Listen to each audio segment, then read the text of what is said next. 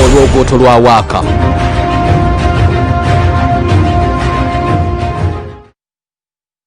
Niriza yonna gy'osinzidde okubanga otwegaseko amakya ag'olunaku olwaleero wonna w'oli weebale kubanga oli naffe ku STV nga bulijjo kwe tuli programu olw'ogooto lwa waaka tubeera ne segment ya face to face mwebale kubanga muli naffe.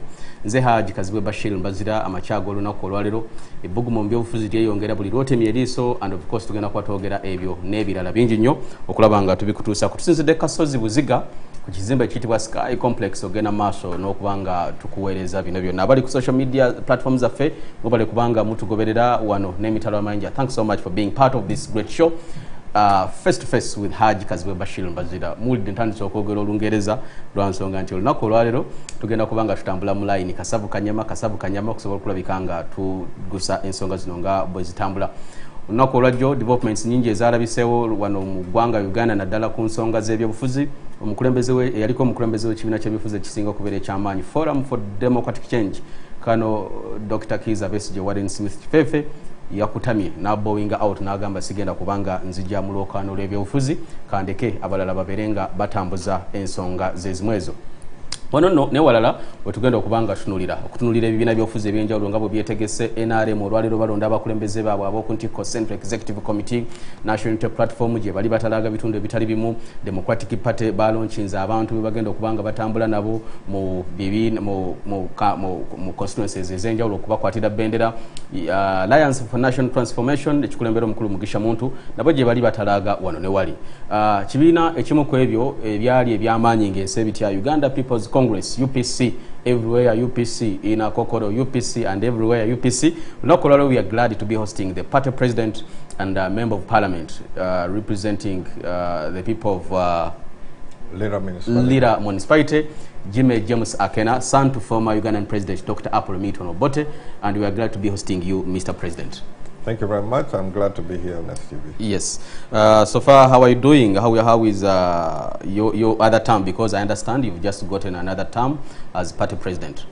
It has been an experience, and I think we are preparing for the general elections as a party.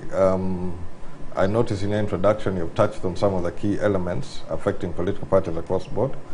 And it's important to look at a general election as something where it is more than just a competition for the top job, because there are going to be so many elections taking place, and as you go into an election, you need to be focused on what you hope to achieve in that election.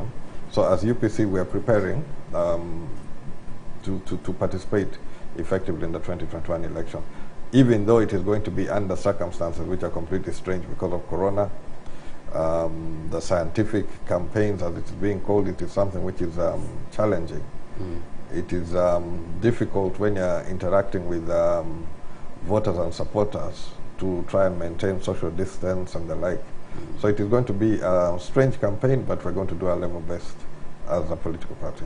As a political party trying to do your level best, but as far as the recently concluded youth elections are concerned, we didn't see Uganda People's Congress taking part. If at all it did take part, we didn't see the results favoring you. Why did you not take part in the youth elections? Yes, we understand the situation is not so well favoring you, but we must understand the numbers of the young people out there. They are very many, and as a big party, as an old party, we would expect you to be fielding candidates, but you are not where to be seen. No, we did field candidates. We did field, and the preliminary results, they have us, I think, at 537, one more than the DP. Okay. On the preliminary results. It is not as good as we would have wanted to be. In our case, some of our internal contradictions came up on the eve of this special interest group elections. But despite whatever hurdles we're going through, and we should not use those hurdles as an excuse. Something, as an excuse or whatever, but you see, we have to cope with whatever is thrown at us. So we're not going to choose the circumstances. Sometimes circumstances are made more difficult. But we did a showing both in the youth elections, the PWD, and also in the elderly. So we have representation at in all of those. Not as good as we wanted, but we are there. You are there. And you are sure about, because after the LOC1 elections for the young people, for the youth elections, we are going to the parish level. How prepared are you, is Uganda People's Congress in that regard? You see, in these special interest groups elections, the beginning stage is critical. If you don't get enough numbers in the village executive of whatever special interest group, it is going to become harder the further up you go in the structure. So areas where we have been able to get sufficient numbers, definitely we're going to continue up to the highest level possible. Of course, areas where we have not scored well, and I think this is where the scope of your question? Observation? Observation, you were looking at an area where I don't think STV was covering areas where you can say UPC is a bit more dominant. So we will be able to go quite some stages forward. Okay. Yeah. So you are hopeful that even in the upcoming polls, you are going to really not just participate, but to bring home better results? I can tell you, like, for example, in Lira district, the female youth is on a UPC ticket. Okay. And this is by going through the stages from the village to the parish and whatever. That is in the last round of elections. And obviously in this round of elections, we're still going to try and put an effort to maintain our presence at different levels. So there are areas where I can say definitely yes, we have a strong showing, and we also have maybe an advantage in some areas, but in other areas it has not been as good. And the circumstances under which this particular election came about, we, because of internal contradictions, we are not able to put our best foot forward. But that does not mean that we are going to throw in the towel. We are going to continue to participate in the electoral processes, not only the special interest group, but also in the direct elections, which are forthcoming. Good. How many members of parliament are in Parliament on the UPC ticket as one of those big parties? How many people do you have? Currently, we are 7. You are 7. Yes. How does it feel having 7 MPs? Let me first learn from you. From which areas are these people coming? They're from Lango. Lango. Yes. It speaks a lot about the stronghold that you have in Lango. No, you see, like, if you go back to the last election, we did not only look at the MPs, and our focus was more on towards local government. Okay. So yes, we had 7 MPs, we had 4 district chairmen, 3 from Lango, 1 from Teso. Then we had 43 sub-county chairpersons, which cover a larger area. And in total, we have over 800 councillors, both at LC3 and LC4 level. 2 municipal mayors, and about 1,800 LC1s. Really? Yes. On across UPC? the country, on UPC ticket. Okay. So it is a steady rebuilding process. UPC historically has undergone through some difficult times. For a long period, UPC was considered as in some circles, as the problem of this country. We suffered a lot of attacks. But gradually, we are continuing to participate, and we hope to strengthen our position. So on the position of local government, we hope to expand on where we are, and we also hope to expand on the members of parliament. Some of the seats we lost in parliament was due also to internal disagreements, where we are fielding a candidate, and we also had an independent candidate, and by dividing the votes, we allowed other parties to take those seats. But overall, when you look and break down the actual results, the level of support is still relatively high in various areas, and we hope to consolidate on that one. How much efforts have you put up as party president to see that you widen the coverage of the Uganda People's Congress to eat into other regions of the country away from Lango? Because when all these people are coming from Lango, we have the West Nile, we have people coming from the north, we have people coming from the central here. Yet UPC was having people across the country. What explains this? UPC was a national party, definitely, and we are fielding candidates on a national basis. It is some of the realities which you face. For example, a parliamentary election is not a cheap affair. Somebody and the parties, like UPC to be specific, may not be able to meet the full cost of somebody's parliamentary ambitions. So you have to have a candidate who's prepared to shoulder a large percentage of the burden of competing there. And therefore, that's why our focus had been on pushing or promoting local government, have a greater presence and build upon that one. Now, the 43 LC3 chairpersons I'm talking about, this is way beyond Lango. They're all over the place. And we hope to consolidate on that one. Now, where you have a presence, you build upon it and you expand on where you are. And coming from a position where we have been, I think this is a positive step forward, and we need to continue in that direction. Okay. Tulina omukulu James Akena omukulembeze w'ekibiina kya Uganda People's Congress amacha agolunaku olwaleero atuyitiratiramu ebimu ku ebyo basobodde okulabika nti nno batuukako obukulembeze bwe agamba bagaziyiza obuweereza bwabwe okutuuka mu magombola agawererako ddala ge balina. Ensonga ezimu ze twagala okulaba nga twogerako n'omukulu James Akena atulaze nti balina ababaka ba Parliament 7. Y'ensonga y'ekibiina ky'ebyobufuzi kyakulembera kiri ku ludda lulala n'ekya opposition ekipya ekiyitibwa National Unity Platform ekikulembera omukulu Robert Kyagulanyi Ssentamu. Muteekeddwa okubanga mwakitegerako emabega kaawo nti abakulu bano baavayo ne bagamba nti kale myufu ya Uganda People's Congress nategeddeko nti ate kati bagamba n'eŋŋombo everywhere aba National Unity Platform gye boogerako nabo bagamba nti yaabwe. We want to learn from you. Are you still, I will use this word, fighting for the red color against National Unity Platform? I will not say I'm fighting for the color. This has been our color from time immemorial. It's not something which we just woke up suddenly and said that this is our color. No, UPC has been defined by the red color since it was red and some other and something the else. Black, red, and blue, but the yes. Definitive color was always the dominant red. color is red. It has always been red. Okay. And this was formed when UPC was formed in 1960. Before even Uganda was independent. In 62, UPC was there with the red color. And the realities, and this is an advice I'd like to give to my colleagues in the NUP. We tried to have some discussions before they were in a legally organized environment. And it was difficult to have that conversation. But where they were dealing with matters informally, under a pressure group or the like, it was people power? Under people power, it was not possible to have some of those conversations. But now that they have entered into the realm of a registered political party, there are rules and norms which are expected to be followed, such that, for example, in soccer, if you are joining a league, you'll find other clubs which are there with already their kit, which had already been approved. You cannot come with a similar kit and expect to be allowed to play on the same field.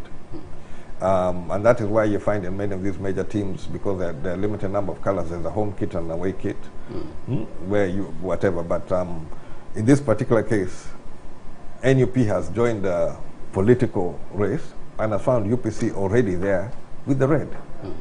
And I think they were advised by the Electoral Commission that they cannot use red as their dominant color. As their dominant color. And it will be important to heed to that, because we're all governed by series of rules and regulations which we must adhere to in order to be able to manage our politics effectively. There are many red, someone will tell you that there are many red colors. It goes in variations. Which red are we talking about that belongs to the Uganda People's Congress? Is it the red that is really thick? Is it the red that is really not so thick? What red do we talk about here? It is where it is similar. It does not have to be the same. And I gave you the example of football. I'm a long-term supporter of Manchester United. Other teams which have used red over the years, you've had Liverpool, you've had Arsenal. Now, when they're playing each other, depending who's at home, you'll find somebody's wearing a different kit, because it will confuse the players where you're taking a glance, you may pass the ball to the wrong person. And that is to manage the process. Now, in politics, we have been on the pitch. Longer than most of these parties. In red. You cannot come in today and expect us now to change our color. Right? You who has come in, you are being advised, please find something else which will suit you. And even the registered colors for the NUP are not red. Okay. Yes. What colors are these ones registered? From what I've seen of the symbol, it is a white umbrella on a bluish, dark bluish background. That's what I've seen, at least. What someone will say that Uganda People's Congress is trying to find relevance into the political space by jumping onto the color issue. No. We've been in this space. We are involved in various levels of government. I mean, we're in parliament, we are in local government, we're all over the place. We have been in politics for all these years. It's not a question of seeking relevance. We are participating at all levels. So there's nothing we're seeking. We're going to continue our participation within the context of the politics and within the rules. How far have you reached with this quest for getting the National Unity Platform stop using your color, as you say? How far is it? No, are they relenting? I would not say that they're relenting, but also at the same time it is, I don't have the ability to enforce. But I'm going to maintain my position. UPC has been defined by red throughout its existence. It is registered with the Electoral Commission, together with some of the slogans which I'm hearing being repeated. I think you repeated them also in your introduction. And some of our songs have become, I find people often when they're gathering, they're now singing, hey mama, but maybe changing the words a bit. That is a rendition which came up in the period when we're still fighting for multi-party democracy. But you see, I would expect someone... I think you'd feel proud that your slogans are being taken and amplified further, and new renditions are being made. Wouldn't you feel proud that your party may be something a force to reckon with in the political arena of Uganda? No. When someone, because you to sing, hey mama, twagala bote nga sente, hey mama, the Congress of the People, and someone says, hey mama, twagala Bobby C. Bosco, wouldn't you feel proud? Now, if I took a song of Bobby's and I used it in a way I wanted, I think you'll expect some royalties to come back. And so these artists, I've heard the artists have been complaining about copyright and royalties, the ownership of material. Now, if you want it on one side, that we should respect copyright, we should respect ownership of material, you cannot at the same time abuse it on another angle. Are these registered, like the slogans, the songs, everywhere UPC, is it registered so that you can have a really robust legal claim over the same? Or it's something you have and you think it's yours? It is something which we have and we have done over a period of time. It has been published in documentation before, from a long period of time. But one thing you must also realize is that the trend of the political activities has changed over a period of time. In the 60s, even in the 80s, political parties were not required to be registered entities. Okay. And as such, there are things which were not registered.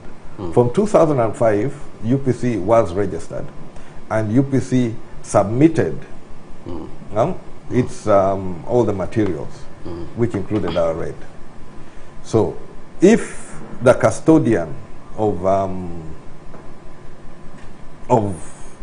the materials related to political parties raises a concern and says that this particular political entity is encroaching on another one, I would take heed. But that is just me. But as UPC, we're going to continue with our red, we're going to continue with our politics. Someone says that all this is geared towards getting people off the main target of change-seeking agents. Someone will say this is not the time to be talking about UPC has red, now People Power or NAP has red. This is a time for political party leaders like you, like Patrick Oboya Muriat, like Basalirwa, like Chagulanyi Sentamu, like Nobati Mao, and the like, to sit and really find solutions that are affecting the people that you are leading, rather than fighting for the colors. Colors is part of the definition. A general election gives us as a country opportunities to reset, to look at where we are, to look at where we've been, and to set a course forward. And therefore, when we come to general election, all political parties will be putting ideas forward, and it's those ideas which will guide and inform the sort of direction which the country will take. So there's a lot of activities which happen around a general election. Some people narrow it down to individuals, particular individuals, that this election is to get rid of this one or to do this and whatever. It's a much broader question, which as Ugandans, we need to look at seriously. Therefore, as we go into the election, each of us will bring something to the table. we'll be having that conversation. As a country, we must have that conversation that this is where we are now. From 2021 forward, how are we going to move? Those are conversations we must have. And we must be able to have it in a way whereby it does not also create its own antagonism. It is something which we have struggled with politically over the years, but we need to find a way back where we go through these elections, how are we going to emerge after those elections, and what direction are we going to take over the next 5 years. Because when it's decided at the general election, the course is basically set for 5 years. And in those 5 years, yes, you can have input, you can try to influence policy, you can try to highlight particular areas which may have not been covered as effectively as you would have wanted, but the direction will be set for the 5 years.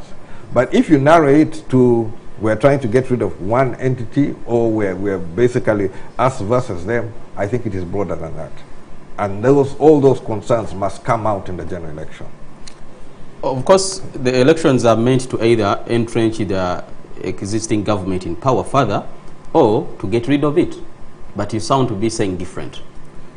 I don't agree that it's either or. It's not about changing or retaining? It is broader than that. Yes, at one end you can get a change. On one end you can get retaining. But you can also influence the policies within that context. If, for example, as you put it, like the opposition are able to garner sufficient numbers in parliament, they will be able to influence the level of policy and how it is going to be implemented. If the numbers do not, then it is going to be a dominance of a particular entity. So it is not completely one end or the other. It's a broader question. And how we engage one another, it is critical how we're going to be able to manage. Now, within the scope of what I've been doing, let's say my last Kisanja, was trying to deepen that conversation. I don't have a problem having that conversation with NUP, with FDC, with ANT, with the traditional parties of FDC, UPC, DP, and whatever. But we must be able to have a conversation in the best interests of Uganda and the future of Uganda. Someone says... We must not narrow it to either or, either this one must go and whatever. At the end of the day, we are still going to have to exist in Uganda. Someone says on the political talk over the same that the problem affecting Uganda is bad leadership under the president of Yoweri Kaguta Museveni, 35 years. If I asked you, would you have the same opinion? I think I don't have the luxury of simplifying the problem in such a basic way. That if you just do this one, everything will be fine. No. There's a lot more work we need to do in order to have a Uganda which will work for all of us. It is not centered on one individual, it's not centered on one political entity, it is a much broader question. Is it because you've been to State House before that you say this as a first son? Not as a first son, as somebody who has been able to look into political questions over a period of time. It is wonderful if the solution will be so simple. That if you get rid of this one, then things will be perfect, everything will move. It gives somebody a focus, something which is easily attainable. But I think we really need to prepare ourselves as political players who want to transform Uganda to a Uganda we want. We need to prepare ourselves adequately for the tasks which are going to be Doesn't that include trying and working so hard to remove the existing government? It is trying and working so hard to be able to bring your vision onto the fore. Now, as UPC, we have our policy positions which we feel will really help in lifting up the well-being of the citizens. Now, we believe that if those policies are implemented, definitely there's going to be a positive development.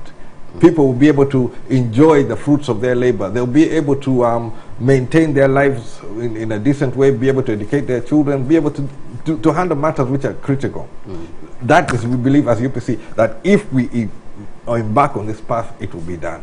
I am sure other political parties will come with their issues. But I'm not going to say that our issue is dependent on whether Bashir is hosting this program or not. If I'm on this program, I'm here to articulate what I feel is essential for what is going to make a difference. I'm one of those journalists that have been lucky, I will use the word lucky, to have studied two people that have led Uganda. One, Idi Amin Dada, and April Milton Obote, at least an ardent student of those two leaders. Talking about your dad, April Milton Obote, even in the times, in the last days of his life, he was speaking critical of the current establishment. He didn't have sweet words or angelic framing about the presidents of Yoweri Kaguta Museveni. If Obote was here, he would say different from what you are saying, wouldn't he? No, not exactly, because when he passed away, we were working on his return to Uganda. And the only condition he put for returning to Uganda was the restoration of multi-party democracy. And when we were able to secure that one in late 2004, we started preparations for him to come back. Yes. And he was coming back. And part of the preparation was to organize the party so that the party can participate in the elections and be able to shape the destiny of Uganda. In the politics, we're involved in organizing people to shape the destiny of where we want to go. As a son to the former president, you must have spent a lot of time, not you must, but you'd spent a lot of time with him. Yes. He was following the news events happening in Uganda, from the war in Acholi, everything.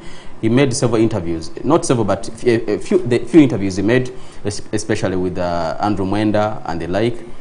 He was talking about the need to change leadership in Uganda. And when you guys came back, unfortunately you came back on a sad note when Mzee had passed on, people thought that Uganda People's Congress, Obote's vision, is going to be resurrected with the coming back of the son. Of course, first with Mama, Media, when she came back. But now when you took over, people were expectant of you firing up the party to greater heights. Only for them to be disappointed, they say you sold the party to the NRM. Okay. Much of the time when these interviews would be conducted, they would be at a critical moment or where there's some level of tension. And that gave a snapshot, which you're actually articulating of, where there was a lot of that hostility. But having been somebody who spent a lot of time with my late father, most of the time he was not talking about Museveni, he was not talking about NRM. He talked about the well-being of the citizens. He talked about the health services, talked about education. That is not perfect under Museveni. Whether Museveni existed or not, those questions will still be addressed. And that is where you need to take yourself beyond that. You have to go beyond the issue of Museveni and NRM. You must have a program irrespective of whether Museveni and NRM are there. But this is the existential challenge that we are having. If your existence is dependent on what Museveni and NRM are doing, then what will happen when Museveni and NRM are not there? Someone says, Mr. Akena, that under UPC government, there were better services in Uganda. The roads that could be constructed were constructed. There was no corruption. The schools were constructed. Hospitals, doctors were paid fairly well under his leadership. Yet they are saying the reverse. Is it true that your dad performed much, much better than the current regime? On those key areas which were defining as far as UPC is concerned, I would say definitely yes. And those are some of the issues which we want to come up with for the 21st century. How do we have a health service which is going to deliver the needs of the citizens of the 21st century? Obviously, population quotas were different then. When UPC expanded the health services to increase with the 2,400-bed hospitals, the population at the time of the concept of the plan was at about 7 million. And it was to cater for population which is going to go maybe up to about 10, 11, 12 million. But if you look around Uganda, those are still forming the bedrock of the health services. And we've reached now over 40 million people. Definitely there should have been much greater expansion in those areas. There should be better services in those different for example, regional referral hospitals must be able to provide certain services which they're not able to provide now. Those are the sort of questions which we need to be discussing, irrespective of the political players. 35 years down the road, someone that took over from your dad, someone that is steering this nation away from your dad, someone that fought your dad, is not doing what your dad did. And you're not comfortable to say that you need to get rid of this person, Museveni. I am comfortable saying that we need to have improved health services, irrespective of who is president. You need to get very, very clear on that one. It's not about the head. If you have a different president and you still have the same problems with the health services, Does it mean I should stop and saying because we got rid of the president? No. My demand is good health services, irrespective of who the president is. We should be able to have quality education everywhere in Uganda. That's why our slogan came from UPC everywhere, everybody UPC. Everybody, anywhere you are in this country, you should be able to be to attain those key services. Because as UPC initially, we define ourselves fighting poverty, ignorance, and disease. So if you're dealing with a question of ignorance, education services, they should be available everywhere in Mr. Uganda. Akena, are you standing for president? Quality. Are you standing for president in the upcoming polls? In the upcoming polls, I am now in Lira City East. Okay. Yes. We get back shortly. Katukomeo katononyo tulino mukulu James Akena mutabani yaliko mukulembeze gwanga Apollo Militon Obote era mukulembeze w'ekibiina kya Uganda People's Congress. We get back, so much more ahead of us.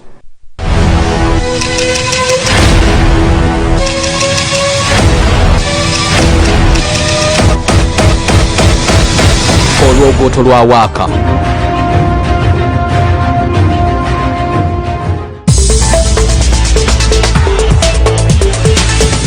Ebirowoozo by'owulidde mu pulogulaamu eno si bya STV, abakozi baayo oba n'abagiddukanya, wabula bya muntu ssekinnoomu. STV erungamizibwa ekitongole kya Uganda Communications Commission.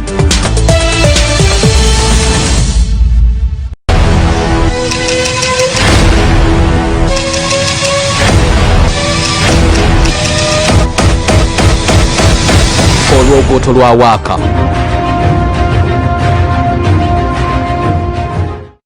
Tuchali fena ku STV webale kubanga ochali naffe olwogoto lwa waaka mu kanyomero kana ka face to face nze Haji Kazibwe Bashir Mbazira n'omukulu James Akena party president wa Uganda People's Congress ekibiina ekyatandikwa 1960 nakati kikyaliwo kifunye abakulembeze ndowooza. How many leaders have you had besides the UPC Presidential Commission in your history, party leaders as UPC? I think I'm the fourth president. You're the fourth? Besides Mzei Obote, Mama Miria, Olarotunu, and you. Where is him? Olarotunu. He's around. You kicked him out. His term had ended. He couldn't find another term offered to him by the members of the party? He opted not to go for another term. Okay. Instead, he wanted to back his vice to take over from him, but that was not possible. We are having how many factions in the Uganda People's Congress? Because we see you are the head of this party or faction, someone is heading another one, or you've reconciled since then? As far as I'm concerned, there's only one party. There's one party which has fielded candidates in the last election. There's one party which has representation at various levels. And it's one party which is going to field in this coming election. So there may be those who are disgruntled, who are not satisfied with the situation, but it is, as it is, there's just one party. One party. Reconciling and trying to make ends to mend the broken ties between you and the people that you are leading. How far is this achieved? It's achievable, but we need to respect the will of the members. Because when we go through a process and members express their desire, I think it's important that that one is respected. If you are not satisfied, for example, I stood against Otuno in 2010. I lost in Nambole. And I told the delegates very clearly that I've lost this battle. 5 years down the road, I'll be back. 5 years down the road, I came back. So if there are those who are harboring ambitions, they need to prepare themselves and come at the appropriate time. After 5 years? Yes. I mean, when there's a contest, you participate in a contest. If you lose, you must accept the verdict. You can't always go into a process and expect to win. And if you don't win, you must now try to bring down the whole arrangement. You must be able, both internally and also in national elections, that if you go for an election, it's win or lose. But when you lose, it doesn't mean it's the end. It can mean that you need to prepare better for the next round. Good. We need to understand, I understand this question might have been asked to you severally on different forums. Your relationship as UPC and NRM? I think there's something which personally I have pursued for a bit of time. And this came about that after the 2006 elections, the situation which was pertaining in the northern part of Uganda was something which was totally unacceptable. We had thousands upon thousands of people in camps. There was a lot of hopelessness, despondency, and we needed to find a solution. So there were many leaders who took up the decision of we must engage the protagonists in the fight, which had gone on for 20 years then. And it took some of us going to meet Kony when he was in Garamba, and also engaging government, and a peace process was able to be brokered, which took us some way down the road, which allowed for disengagement. Now, with that disengagement, we have had people being able to reclaim their lives. So, this action has informed some of my activities, that despite whatever differences and difficulties you may have with other players, you must look at the broader picture of what works in the best interest of the people you represent. And hence, we must have these engagements across the board. And in that course, we had engagements, we got the peace process, we got a situation whereby now the area which I represent has been growing rapidly with a lot of development. And we need to deepen that one and strengthen some of the facilities which are available. So on that basis, post-election of 2016, like I said, the program which was going to run is going to be largely the program of the party which wins the election. So we're all going to go into this election with our manifestos. The manifesto which is going to be implemented is going to be the manifesto of the winning party. Okay. You can influence some aspects of it, you can get certain things brought in, because great ideas will definitely be taken. I'll give you one example of, in 2006, UPC was the only party which put in its manifesto the issue of student loans for university students to be able to get their education. Obviously, UPC was not elected in 2006, but down the road, NRM, of course, took up that idea. They have been implementing it with I must say, with not how I'd like it to be implemented, but they're implementing some level of that one. Our concept was we should not deny the brilliant brains who we have because of lack of resources. So if we have young people who want to further themselves in education but do not have resources, there must be a way that we can bridge them, that they are able to continue. But we must find ways of how to sort out that matter later. Of late, there have been a lot of concerns as to how the criteria of people who benefit from this issue of like the scholarships, and also this issue of student loans. So it needs to be more transparent. And definitely I'm willing to engage more on that basis, that we must provide. Someone says that your relationship with the NRM is symbiotic. You give them something, they give something back to you. When it comes to elections, there is no election where I have competed without an NRM candidate competing against me. As far as the elections are concerned, I support UPC candidates, NRM can support their own candidates. We will fight our battles there. Post-election, what comes out of the election, we must interact with. Whether you're in parliament, you're going to find people of different parties, you're going to be sitting in parliament as different political parties. There must be a level of mutual respect and charting a way forward for the best interest of Uganda. But when it comes to election, believe me, it is going to be a fight. Where there's a UPC candidate, there's total support from me to that UPC candidate. Selling your soul compromise to get salt, or selling your gold to get salt, is what you did, people say. You are sleeping in the same political bed with the NRM. Your wife is a minister in the current government. You sold your soul to get salt. No. One, my wife is a 4-time member of parliament. In other words, she's a leader in her own right. Not created by any of these circumstances. She has been competing in elections and she has been winning elections. As UPC? As UPC, yes. She was independent in the 2006 to... But now she's serving Mr. Museveni. From 2011, she has been on the UPC ticket. She has represented UPC. in Oyam South. This is her second term in Oyam South. Before that, she was in Apache District. She's serving the government of Uganda. There's a distinction. Being appointed by the President Museveni. Being appointed by President Museveni, you still have the ministries, you still have a government, and this government was there before Museveni and will be there after Museveni. Mr. Akena, would you accept a ministerial appointment by the President? I have not accepted. Would I am you? a backbencher. I have been a backbencher on UPC ticket.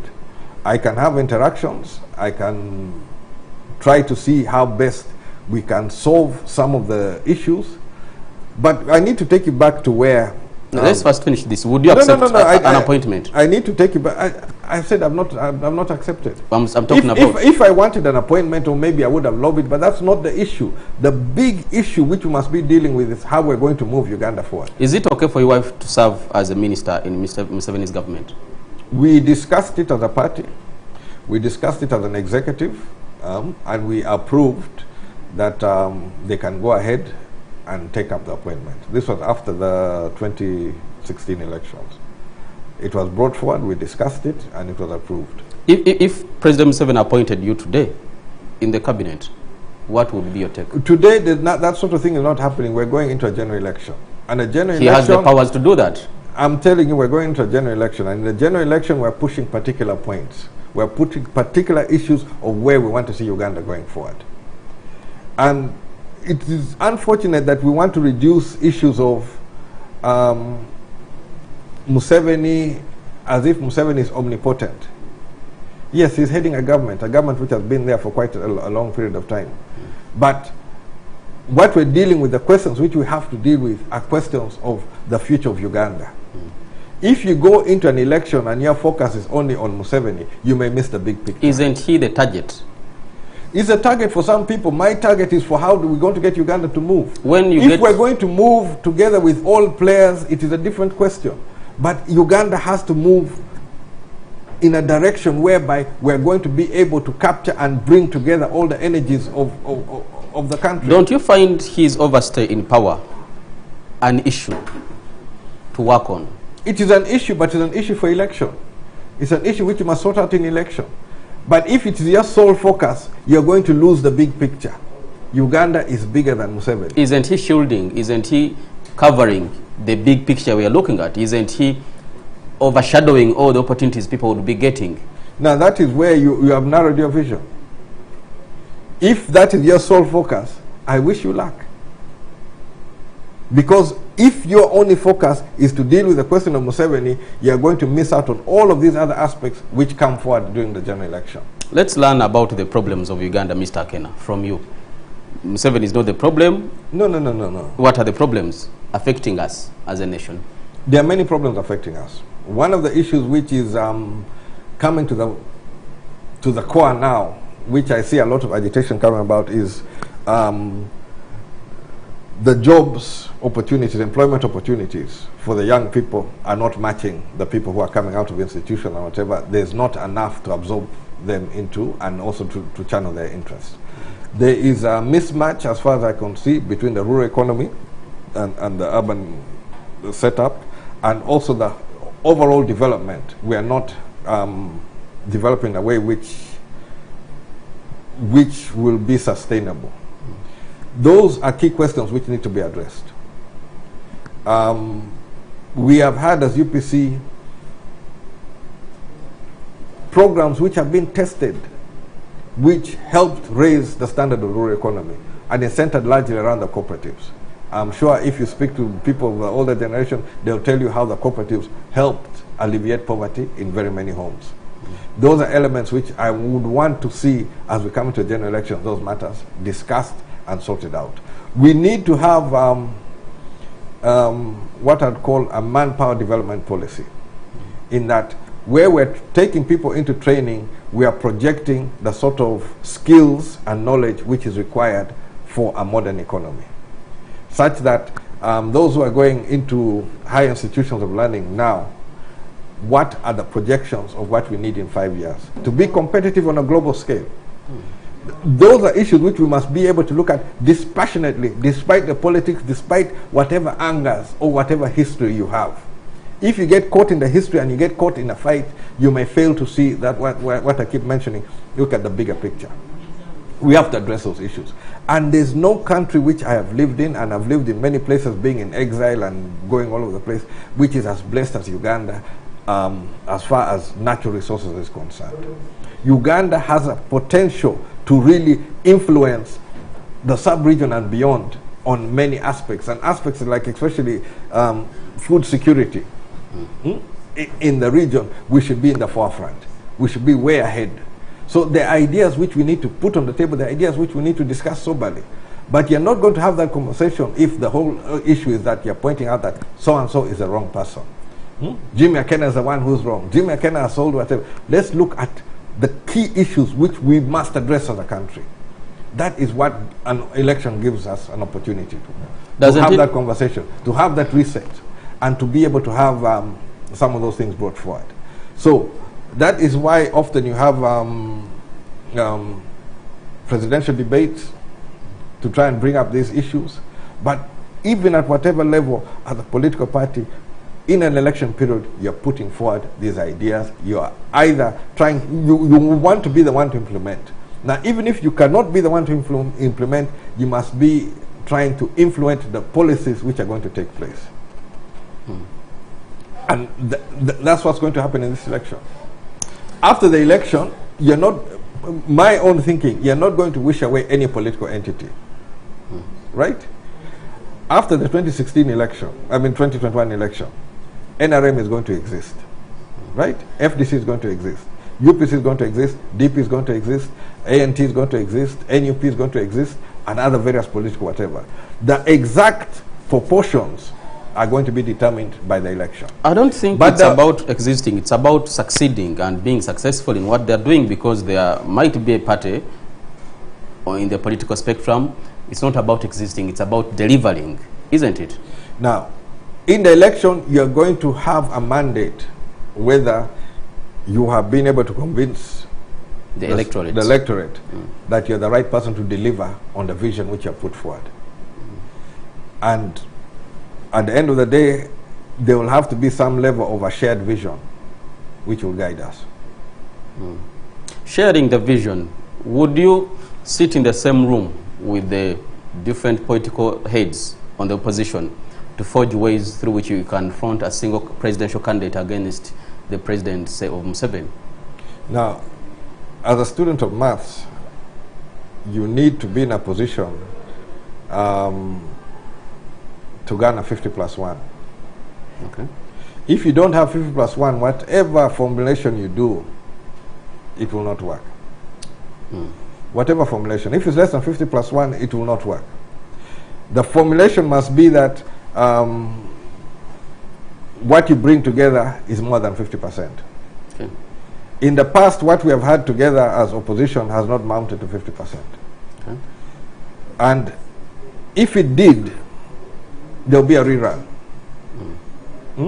If nobody gets the 50+1, but you're able to get enough which denies a single candidate 50+1, there'll be a rerun of the top two candidates.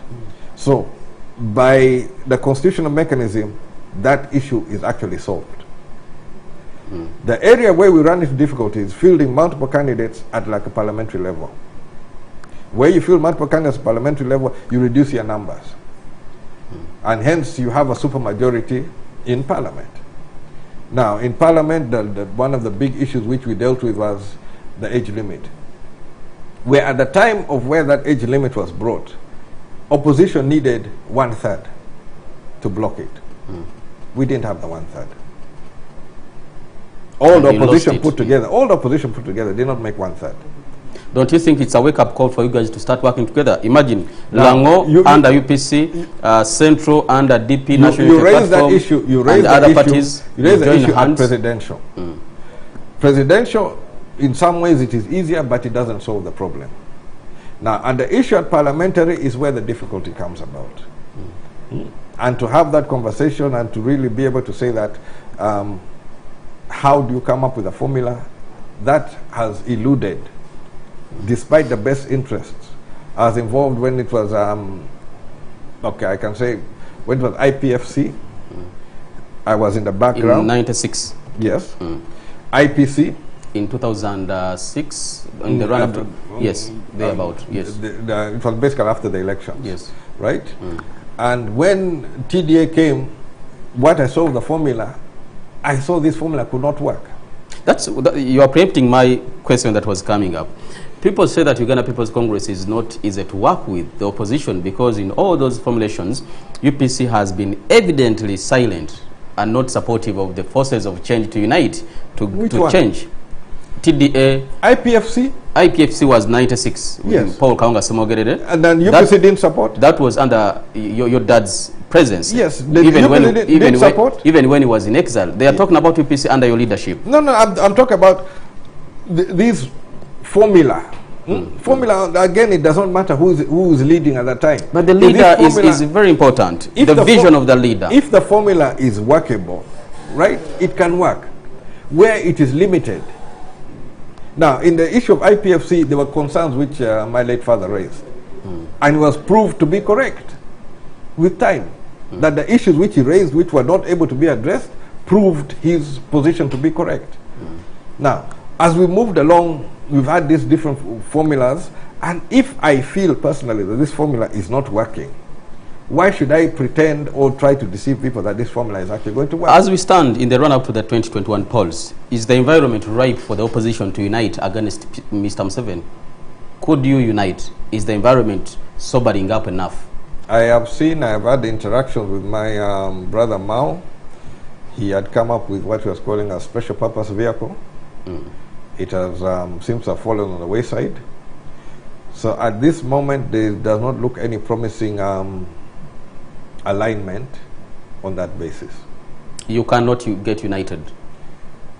No, I'm saying would you champion that, Mr. Akena? You talk to your brothers in the opposition. You talk to Chagulanyi. You talk to Nobati Mao. You talk to Asmani Basalirwa. You talk to Mugisha Muntu. You talk to whoever leads a political party. And those people that are coming up, Lieutenant General Henry Tumukunde, all those names that want to be appearing on the ballot paper, would you, after this program, call them and say, brothers and sisters, let's sit, forge our way forward. We need to have one candidate. Would you?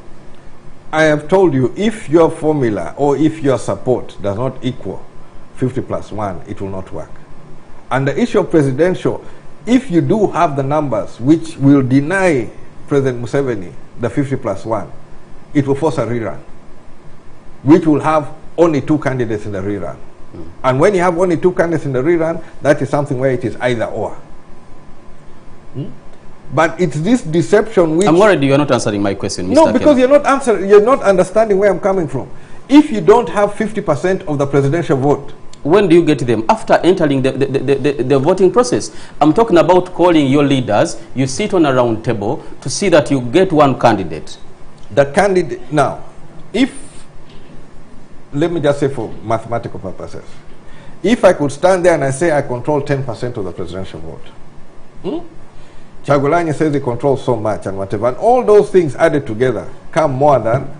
When do you determine this? At the election time? After elections? But I'm talking about on this day.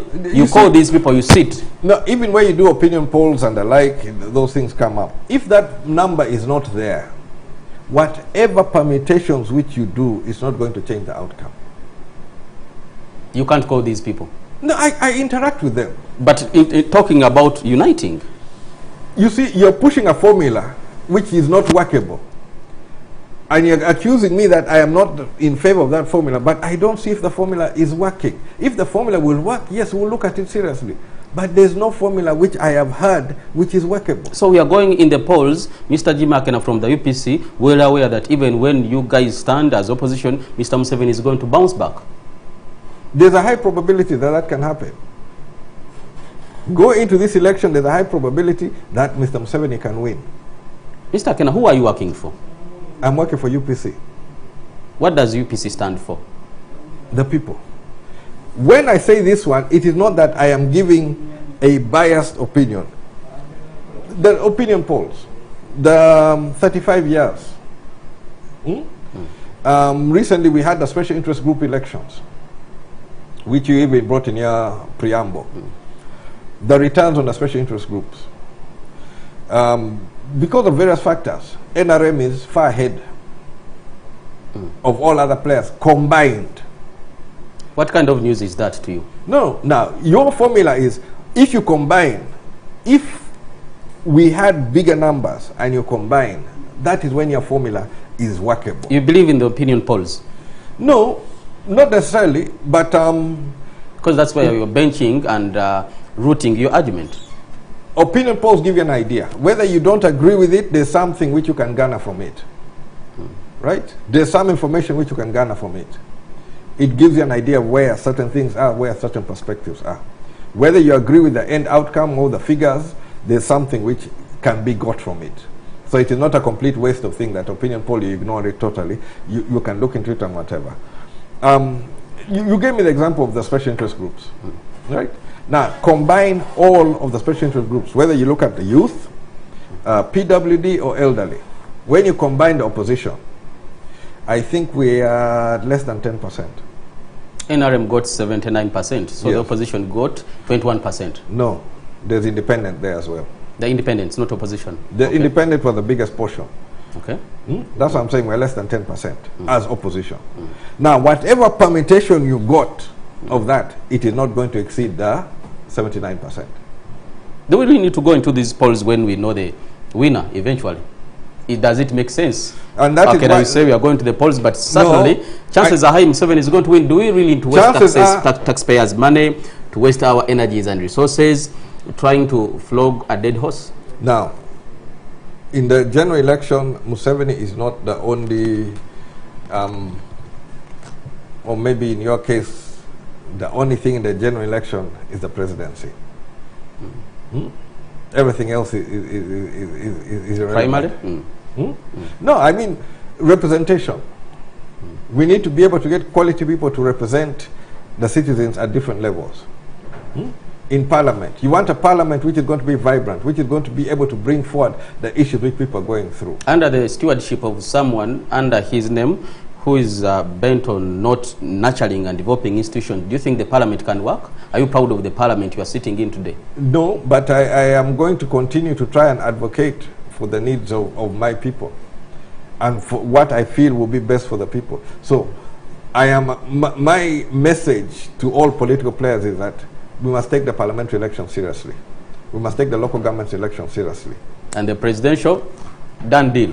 No, my elder brother Kiza has thrown in the towel as of yesterday. I've been accused of not jumping into the ring. And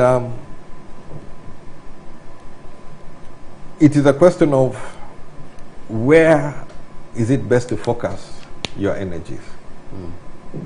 Right?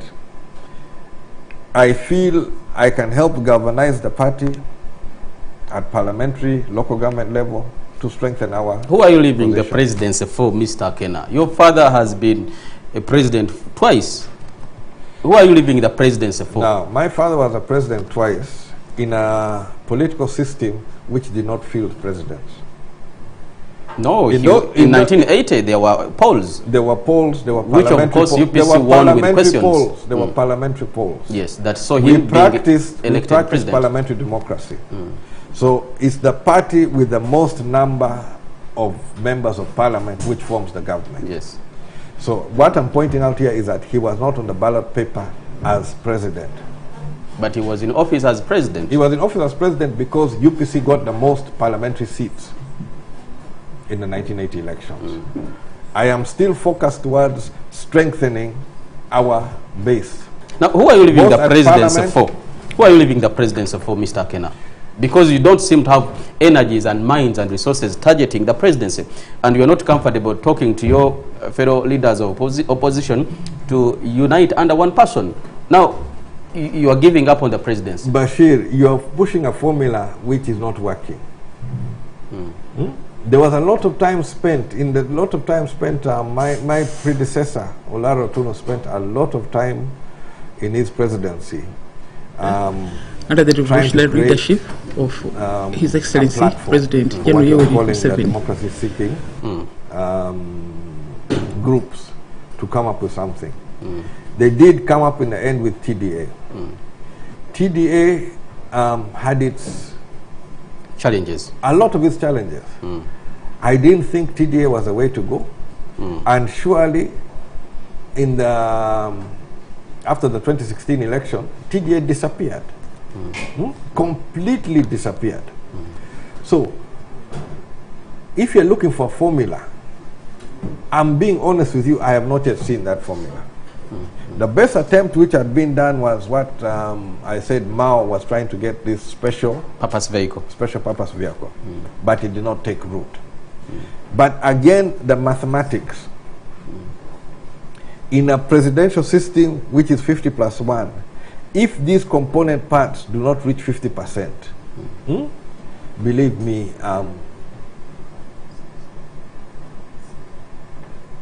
what you're coming up with, maybe it is to seek to promote a particular candidate, but it's not going to solve the issue which you are raising, which you are trying to focus on, or the issue of saying that you want this election where your key element in the election is a change of leader. Then we need to learn from you as a seasoned politician and someone that has been in State House twice, and maybe we shall be in position to answer or follow you. Why is it the situation happening this way? Is it because the opposition is weak, or because of the enormous strength, the insurmountable effort that is put up by the present government? Is it so strong that you cannot beat it, or you are too weak to even move a step ahead? No, this is something that didn't happen overnight. The first 20 years, political parties could not operate. So political parties were in stagnation. They were basically locked up, while you had an organization which was functioning, and also functioning fused within the state. So with the limitations which you have and whatever the desires, it is now dependent upon us to build upon this, expand on the freedoms which we have achieved, consolidate the freedoms, strengthen the institutions which will support the democracy. It would be good if we could achieve it at one go, but through these last 3 elections, there have been gains and losses. We need to chart a realistic way forward of how we're going to continue to participate in the politics of Uganda, to remain relevant to our core constituency, which is the people, and be able to create an environment which will see Uganda continue and to prosper without a serious collapse due to the politics. How many years does it need to see an opposition standing firm in your mind? No, but there's no formula. There's no prescribed formula. There's no prescribed time. But it's the tasks which we have to achieve. Because we just say that NRM was entrenched within the system, true? For 20 years, yes. Now, how many years would be enough for you guys as opposition to wake up and really stand firm to the challenges of that day? You're dealing with particular issues. And as you deal with those issues, if the prosperity for their country, Uganda, they carry forward.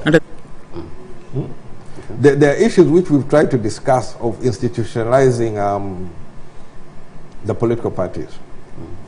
I was able, as chair of IPOD, to put forward that agenda, and we made some progress on that one, where one key element which has affected political entities is funding. There's to be increased funding to the political institutions. Hopefully that will be able to strengthen those entities to be able to play their positive role in strengthening the democracy.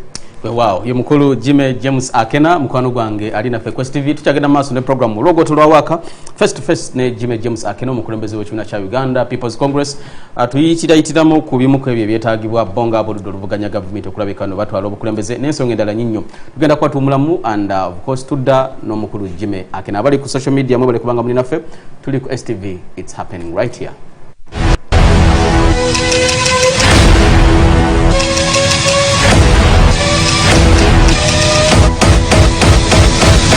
Olwogoto lwa waaka.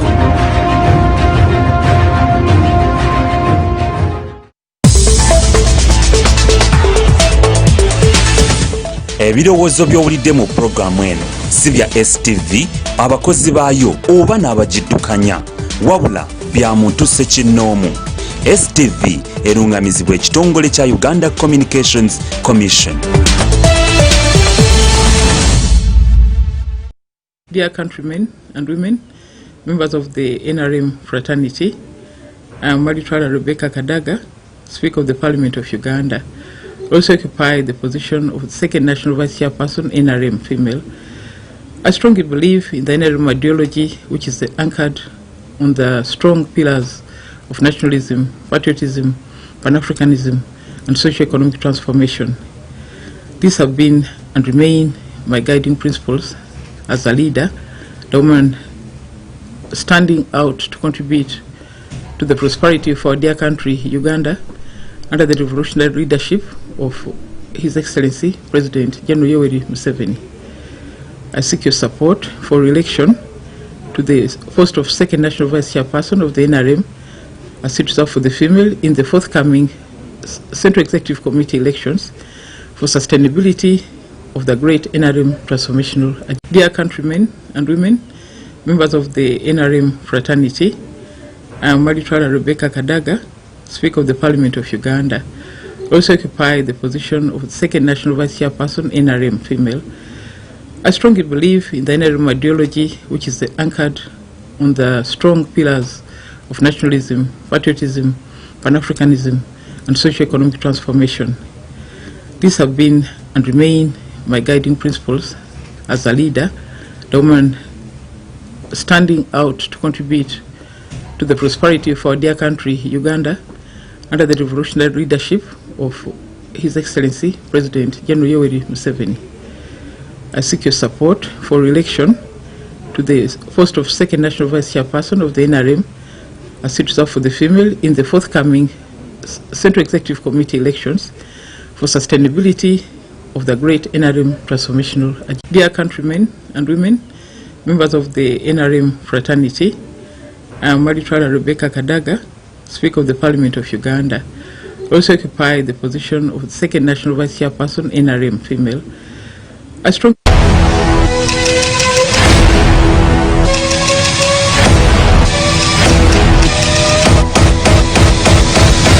olwogoto lwa waaka webale kubanga okyali naffe Quest TV, it's happening. Zehad Kazibwe Bashir Mbazira webale kubanga otugoberera banyuma lwa kano akaseera tugenda kuba tukutusako program yitibwa Select Sports ekintawuli ky'ebyemizannyo bannaffe bagenda kubanga bajja wano baberenga bakutwala bakulage Bundesliga, Arsenal, Man U. Jim Akena has just told me that he's an ardent supporter of Manchester United. How are you performing these days as Man U? Entering the Champions League. You are? Yes. And unfortunately I'm not a supporter of those Premier League clubs, in for Sports Club Villa and Uganda Cranes, of course. And Cranes, definitely. Yes. Yeah. We must support it. How are you performing as Man U? Man U, beginning of the season was rough, but when coming out of Corona, they're able to pick up and back in the Champions League. Okay. And I think that touches on our politics. Where we have all these political parties. There are some seasons where you know you cannot get the championship. When you are really sure that you cannot get it? Did you reach a certain point where you realize that you can't get it? So you now play for... not to be relegated. There's those who are playing not to be relegated. There are those who are playing for Champions League. There are those who are playing for, there are different things to be garnered. And that's the point which I was trying to make on the general election. There's the crown of being the champion. That is the presidency. Yes. But there are also other things which you must aim for. And overall, we need to raise the standard of politics. At the end of the day, when the standards of politics improves, the end result for the spectators, the fans, is also an improvement. So my focus in this election is looking at all of these other lower positions. Though you may concentrate very highly on the presidency, I am very happy when I have my LC3 councillor on UPC ticket. Wherever in Uganda, where I have an LC3 councillor, I'll celebrate that councillor. One, standing on the party ticket. Two, being elected. And I'll mobilize around that issue. because I am in the politics for the long haul. You may have a bad season, that doesn't mean the next season it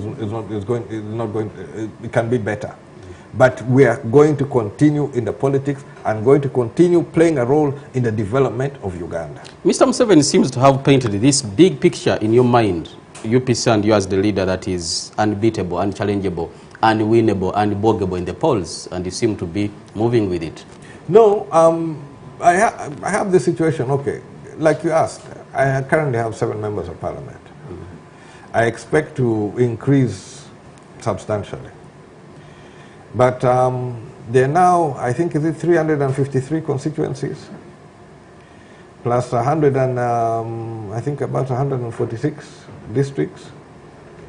That will make 500 and maybe 500 members of parliament, yes. To be able to govern effectively, you need at least half of that. Something like 250? Yes. You're going to be in charge of the state? Now that is where you'll be able to handle matters. Because when we get to Parliament 2021, the first order of business is elect the Speaker. The Speaker is elected by all members of Parliament. If you don't have the numbers, you'll run into difficulty. So, if you expect to miraculously win the presidency, how are you going to deal with the governance? I mentioned that we have leaders in local government.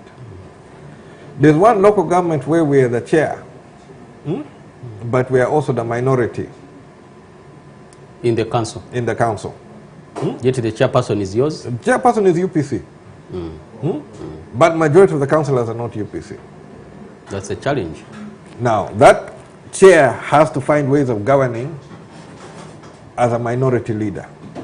Those are questions which all have to be addressed. And hence I raised you earlier that you need to look at it holistically. You need to look at the various positions. I raised to you that on the question of the age limit, we needed 1/3. We didn't have 1/3. And at that time, 1/3 was about 100 and almost 150. We didn't have it. So those are questions which, as political players, we need to address seriously. But when I look at addressing that issue, I'm being accused that, no, I'm in somebody's pocket and whatever because of being maybe pragmatic or realistic on what is before me. So my message to all my members is, whatever little, whether it is an LC3 councillor or whatever position, let us go for it. You have my total support, I'll be with you. Post-election, we shall see how we're going to move ahead. Cool. We are still having Mr. James Akena, Party President, Uganda People's Congress. When you talk about UPC, actually you mentioned it a little bit passively at the start of the show. When we talk about UPC, Uganda People's Congress, Apromito Obote in Buganda here, people get mixed feelings about him and the party. It's that party that really presided over, or the president that presided over the attack on the palace 1966. And the circumstances that arose after that incident are really still evident, and the scars are still with the people of Buganda and Uganda at large. Did your father reach a time and regretted that move of attacking Mengo Palace, and that led to the eventual exiling of the Kabaka, where he died? I think this issue was a little more complicated. There were two actors. It was not only one-sided. It definitely set the country in a dark position. You can say dark, but also in the period 66 to 71, that is the period where we had 24 hospitals. The greatest expansion in the health care. It was after the attack on Lubiri. It was between 66 and 71. And this was based on the second 5-year development plan, 66 to 71. When you mention Amin and Amin's success, Amin inherited the third 5-year development plan, which he implemented maybe about 35% of it. And those are things which you hear people praising and whatever. So on questions of key development of elements which were important to us as UPC, to provide health services, expanding the education system, strengthening the economy through the cooperatives. The period 66 to 71 showed massive success. So you had to first get rid of the Kabaka to develop the country? No, it is more complex than that one. And this is, I don't think in the final minutes of a program like this, we can adequately address it. I think all parties, all sides of the equations have learnt lessons around what you can or cannot do within the context of the politics of a country. And in your view, because you shared a lot with your dad, what was the problem? Why did this happen? Because it should never happen again. But why did it happen? It can happen again if all players have not learned. If all players have not learned. Now, one key element is also to understand from the perspective of each side. UPC had set out to build a nation. Wanted a question of Uganda. I think some of the elements around the kingdom wanted to preserve the special status which Buganda enjoyed under the colonial system. So it reached a point where there was a clash. Some people say it was inevitable, but this is not something which I'm going to dwell on, because this happened even before I was born. You were not here? I was not on earth. I was not born. I was born in 67. A year after this? A year after. And even my cognitive issues began much later. Yes. So if something like that is going to define relations 50 years later, I don't think we're being honest with ourselves on what are the underpinning. A year before he passed on, I managed to scoop an exclusive interview with the then Katikiro of Uganda, the late now Joash Mayanja Nkanji. I sat with him for close to 3 hours, and he told me this, I quote, he said that Obote had planned to attack the palace way back. He had planned to get rid of the Kabaka, and he quoted Obote, your dad. He said that Obote said, when he saw Kabaka Mutesa holding a Bible to swear in as the president, he knew that he was finished. Mu Luganda, Katikiro Mayanja Nkanji bwe namusinkana yangamba nti Obote yali ategese, yali amaze ebbanga ddene ng'apanga okusaanyawo Buganda n'okutuusa obulabe Kabaka era yakikola, nti Obote yagamba bwe nalaba Mutesa ng'alayira ne mmanya nti mumaliriza. When he saw Sir Edward Mutesa swearing in as the president, your dad really knew that his target was confirmed. No, but you see, how did Mutesa become the president? It's something which you the KY UPC alliance? Yes and no. The Mengo had a problem of going to independence. They had accepted the British government over the Kingdom of Buganda. Their concern was, you are now going to have a Uganda government above the Kabaka. That was a big question. So in the discussions which were had, that there can be a formula.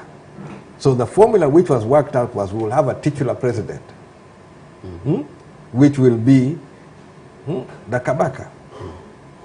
So that now made the Kabaka the head, titular head of government.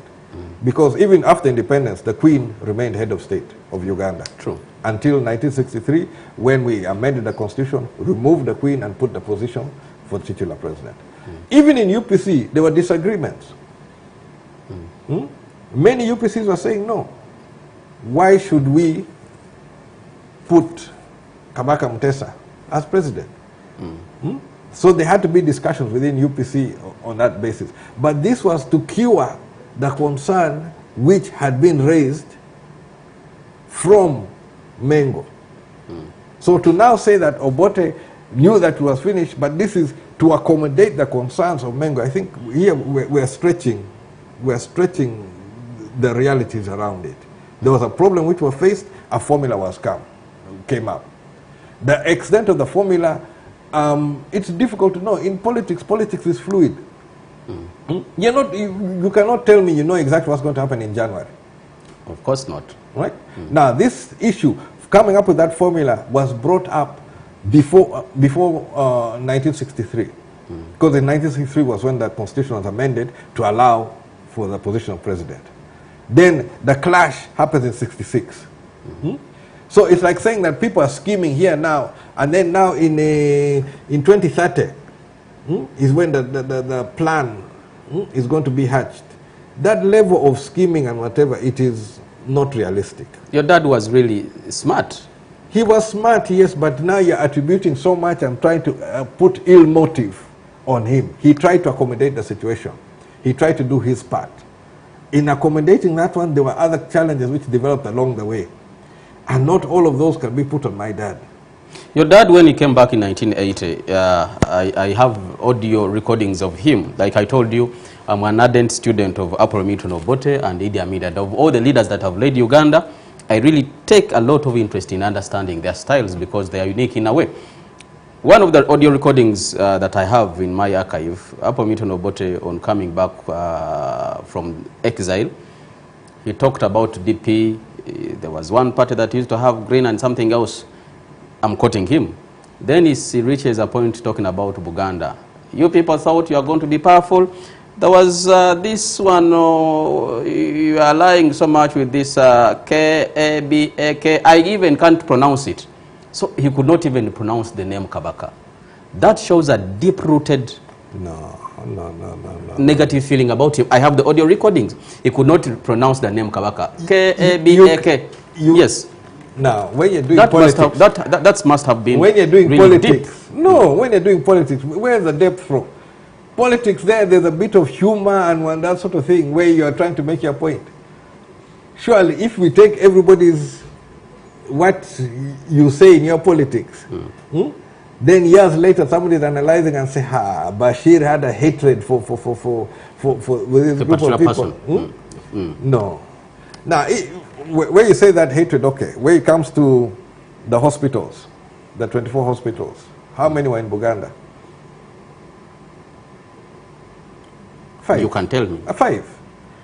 Would you put hospitals where you have hatred?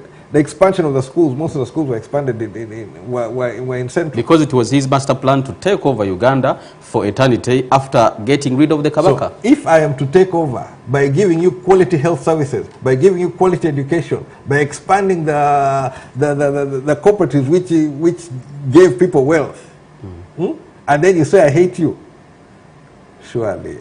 it was really a challenge because his wife is a Muganda. Yes. Miria Carolina Chitobote, your mom. Yes. She's a Muganda of the clan, Ngeye clan, Oli muzukulu wa Buganda. Yes. But the Muko turned the guns to his people. No. Omuko nakubo Buganda na Bumalawo. My friend Lutamaguzi pointed out in some of his rambling and whatever. Because one of those hospitals is in his constituency. Nakaseke. Yes, that was one of the 24 hospitals. He told me, and once he said, Kumba, I didn't realize that Muko actually loved us. Because up to tomorrow, that Nakaseke hospital, what is it doing? Treating Ugandans. Yes, well, the people of the area. There's the one in Kayunga.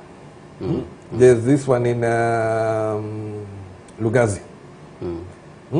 There's Gomba. There's Kiboga. Those are all part of those 24 hospitals. And up to tomorrow, it is going to continue treating. It is going to continue giving. But some of us are fixated with a clash which happened, a political clash which happened. For whatever reason, they are trying to attribute ill motive.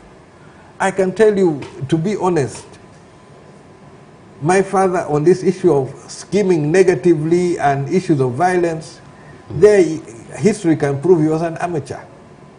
He was not violent. He was an amateur at it. But he used that one opportunity as an amateur to do something an abominable and something but out of you're mind. You're missing out. I don't want to go too much into this one, but you're missing out some of the events which happened before. The lost counties. The lost county issue. You know, people died in that issue before the referendum. True. And was it anything to do with the vote? And how did the lost counties end up? How did they end up being lost? This was something of colonialism. Because of the resistance which Kabalega put. And then the forces which were involved in suppressing Bunyoro. That some historical injustice was put. And the British, rather than solve that problem, left it to the newly independent Uganda government. And in trying to solve that one, definitely a rift was set up. Now that was not a creation of Milton Obote, because that even happened before he was born. Wasn't that too much force that was unleashed onto the person of the Kabaka, 24th May 1966? An army, not just even got people from Tanzania. They came. They were not people from Tanzania. Planes came rolling over the palace, hovering up and above. The events which happened. Now, if for me I was not born, I am sure you were not even there. Exactly, yes. But the books and history, and you have people that witnessed all this. You have, history is also written by those who had a vested interest. These are issues which, yes, we must discuss, we must talk about. But to come with a view that for some reason that UPC and Milton Obote wanted to suppress. I've given you examples of where our interest was. One thing, if you want to study the issue of leadership and whatever, look for the second 5-year development plan. If you don't have it, I can share a copy with you. This one gave a blueprint of what we intended to do as a party. And the advantage of that one is you can see where we succeeded, where we failed. So the issue of the hospitals, the expansion of the cooperatives and whatever, all of that was there. And that one was to strengthen the common man. And when I go around the country and I see these ones, I mean, many of these health center fours and what used to be dispensaries and sub-dispensaries, many of which were expanded in that same period. So there was a massive strengthening of the health services. The total expansion came up to be about 80%. So imagine you're expanding health delivery to 80% across the country. No area was left out. The concentration obviously was around Central, because that's where there was a concentration of higher population densities, and a lot of the services were centered around there. Because of those services also you get the population. So those are things which were done.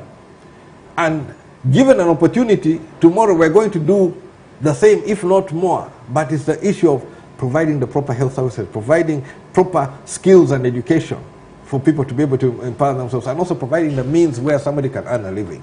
Those are the key elements of UPC. Still, and there we will never apologize for doing it, and we'll do it again.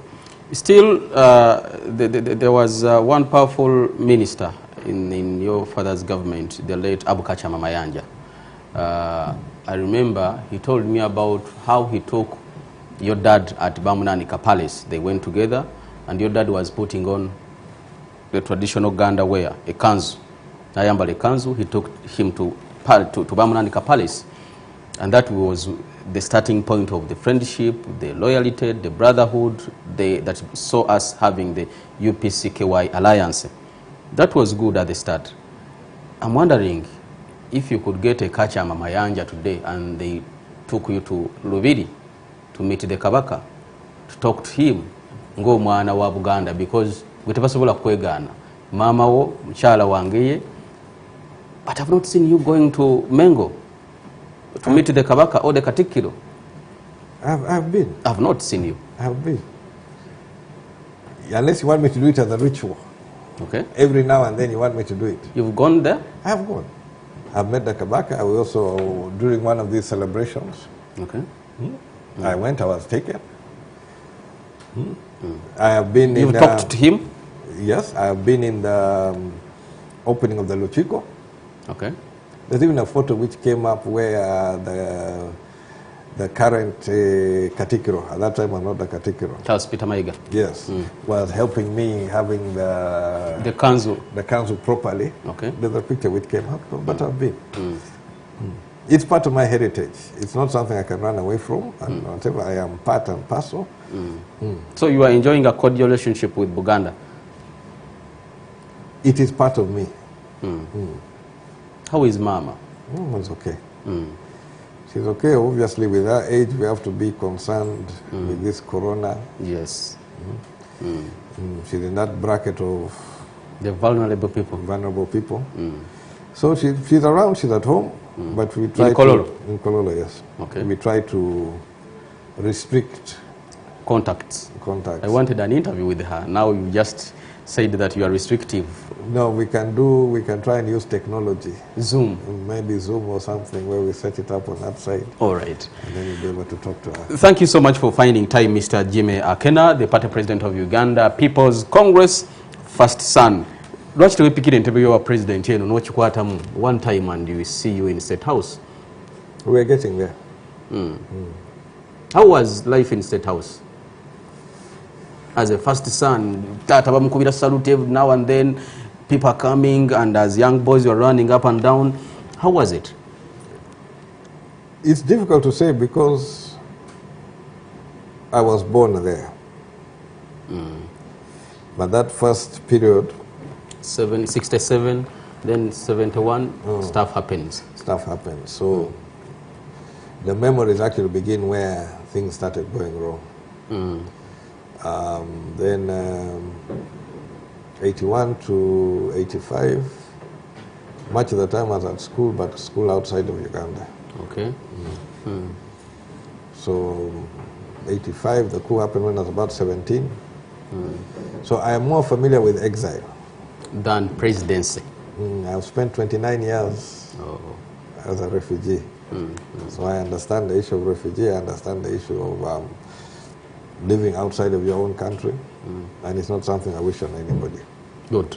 I remember, but is it you that came back with dreadlocks? Yes. Rastafarian? No, I was not a Rastafarian. Yes.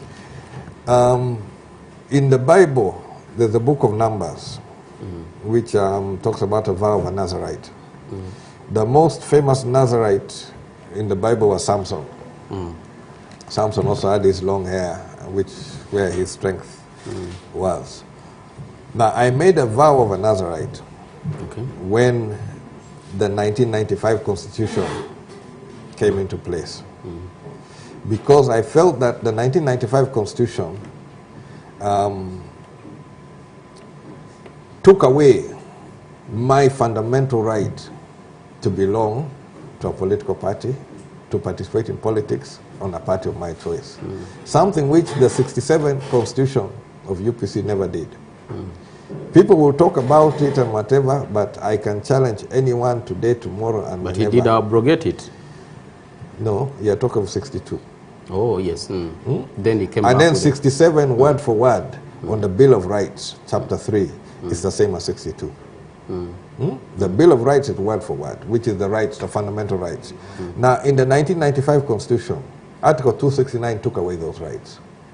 So when that Constitution came into force in 1995, I stopped cutting my hair. In protest? In protest, because on this key document, which should define Uganda, there was this thing which I found totally unpalatable. Now, effectively, that 269 was knocked out through court process in late 2004. It was knocked out in court, but then there's a referendum in July of 2005, and then eventually was removed. But that is the reason why I did not cut my hair. I was not a Rastafarian, because Rastafarian is somebody who believes in the Prince Tafari. Yes. Haile Selassie. I did not. Yes.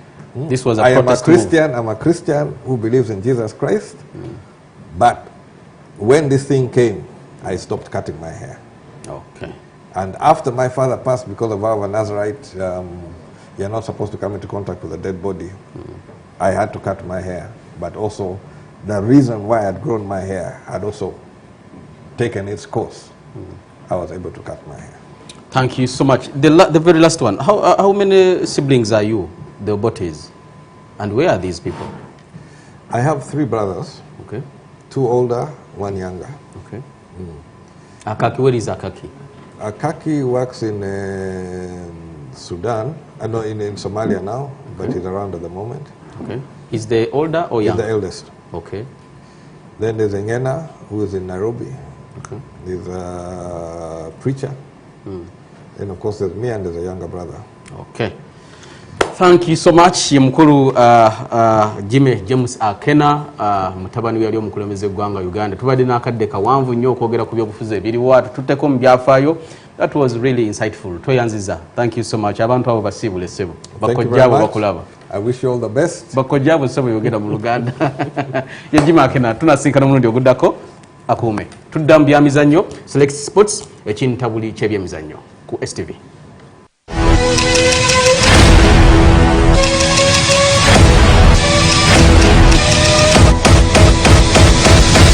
Olwogoto lwa waaka